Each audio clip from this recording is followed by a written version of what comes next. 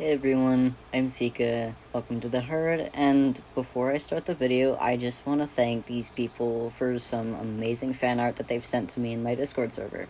Today, we're just gonna go through some questions from my Rule Breakers video, my admin video, and just some general other questions around all of my videos in the comments. Some people are confused about what's exactly against the rules still, so I'm just going to clarify a few things. And I'm going to have a community post where you guys can ask as many questions as you'd like, and I'll get back to them with videos when I can. So these first few questions that we have are about cosplays for other fandoms that aren't on the blacklist. And just a general rule is that you're allowed to have these cosplays. If they are an adult show, it's best to just avoid that in general. And if it's a more like, say, PG-13 show or something like that, where it's like gory or like slightly more violent, like a kids show would be, then it's okay. Just don't role play those like violent things or just talk about it. And really any other cosplay is fine. Just if it's not on the blacklist, then you're gonna be okay. And next we have a few questions about some roleplays that are or aren't against the rules. Some things like arena roleplays, prison roleplays, those have some violence because of, in the books, there was a whole thing about arena battles and really treating the prisoners like garbage. Just make sure that things don't get too gory, or that you're not basically treating the prisoners as if they were slaves, because those are both against the rules. This person asks about mafia roleplays, and someone else asked about some roleplay advertisements. Mafias should be okay, just again, don't do anything too violent.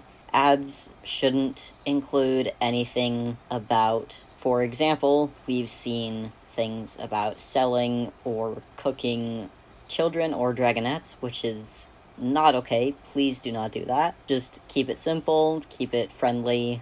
Maybe more people will join your roleplays if they're a little bit more friendlier. And for other advertisements, just make sure that you're sending them not too often. Don't send them one after the other, because that'll cause spam, and that's against the rules. But you can do it like every so often. Make sure there's some gaps where other people are able to send messages. Usually I wait about a minute in between my ads if I ever send them out, so I think that's a good time frame to go on. Some people have also asked about certain roleplays that are banned, and if they can have OCs that either do those roleplays or are those characteristics that are banned. You still can't have them because it can create a loophole. Say if you have a character that was created in a lab, try to avoid making characters like that, because you can end up role-playing with that character and their creation. We just want to avoid as many loopholes as we can. And someone else is asking about art roleplays. Again, as I said in the role video, it's not banned if you're not, like, being forced, and if you're not being, like, roleplay abused in it. You can be it if your character is consenting for it. And there's some other questions about voice claims with accents, or some other accents that are a little bit more specific, say, like, Texan or like Southern in general. Accents are not allowed because we just want to avoid stereotyping. And we know that some people are going to have characters with, like, their own accent or their own ethnicity, but we can't verify that people actually are from those countries or are that ethnicity, so we just want to avoid it in general. But for voice claims, those are completely fine.